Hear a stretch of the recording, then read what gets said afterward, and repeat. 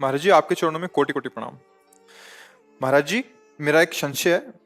महाराज जी, हम रुपया ब्याज पर देते हैं, यही काम से हमारा परिवार का खर्च और बाकी सब चलता है, लेकिन अब मन में आपका सत्संग सुन के थोड़ी विचलता आ रही है कि ब्याज का पैसा कहीं हमारे लिए पाप का साधन तो नहीं बन रहा। हमारी गति बैंक क्या के हो? ब्याज से तो लाखों लोगों का जीवन चलता है।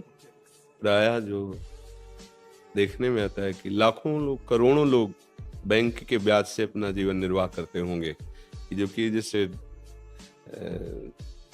धन आदि एकत्रित करके फिर वृंदावन भी वास कर रहे हैं लोग, तो प्रायः बैंक के ब्याज से ही तो चल रहा है। तो ये जो ब्याज की निंदा की गई है, वो पूर्व में जैसे जमींदार लोग होते थे ना, 500 रुपए दिए, 500 का वो ब्याज वापस किया, वो ब्याज के ब्याज ऐसे चढ़ा देते थे को कितनी बार 500 दे ले और वो मुक्त नहीं होगा। तो इस तरह के जो गलत व्यवहार जनित ब्याज का भाव रख करके शोषण किया जाता था, उसके लिए है। जैसे बैंक से भी आप कर्जा लो तो वहां भी है, तो आपको उसमें प्रतिशत में होता है ना कि इतने हाँ, लोन जैसे, या आप बैंक में धन दो तो इतने प्रतिशत आपको ब्याज मिलेगा, ऐसा होता है ना। अगर इस तरह का है, आपका शोषण का भाव नहीं है जो सरकारी विधान से चलता है, तो मुझे लगता है कि चाहे बैंक से ले चाहे आपसे ले।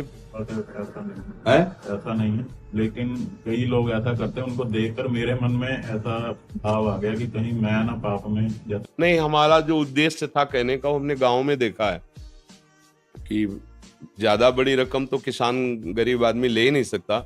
2000-4000, अभी की बात नहीं, पहले की कह रहा हूँ, 2000-4000, तो उस समय जैसे था वो 100 रुपए में 10 रुपए ब्याज लगाते थे, महीने में 100 रुपए में 10 रुपए।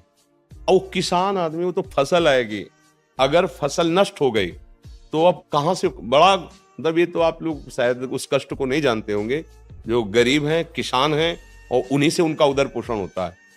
अब वो कुछ पैसे ब्याज के दिए पर पूरे तो दे नहीं पा रहे, तो कितनी बार वो 500 रुपए पहुंचा दिए, 1000 रुपए पहुंचा दिए, थोड़ा थोड़ा करके, लेकिन वो ब्याज ही नहीं, मूल तो ऐसे ही जमा है। फिर उनको उनकी खेती हड़पते, उनको कष्ट देते, वो महान दुखदाई है। एक नियम है सरकारी हिसाब से, जैसे तो आप जो प्रतिशत, खुली बात है, इतने प्रतिशत ब्याज इसका है, जहां तक हो सके सौहार्द रख करके उसको, उसका सेवा का भी काम बन गया, आपका भी काम चल रहा है। शोषण वृत्ति अगर है तो फिर वो हानिकारक रहेगी।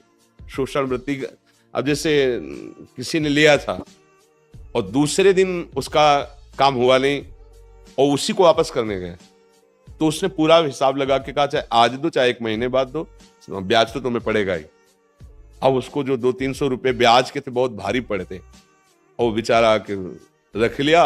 अब जब वो लाही चना कुछ भी पैदा होगा बेचेगा, तो अब वो पैसे लिए थे, काम नहीं हुआ, वो वापस करने गया, अब ब्याज के पैसे उसके पास कहां तुरंत, अब नहीं है ना, अब उसको कई महीने लगेंगे फसल आने पे, अब वो उनका हिसाब बढ़िया बन गया, तो फिर ये हानिकारक होता है।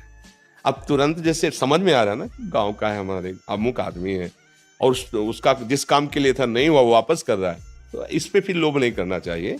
हाँ ठीक है, कोई बात नहीं, महीना 2 महीना हो गया तो फिर उसका ब्याज उचित ले लीजिए।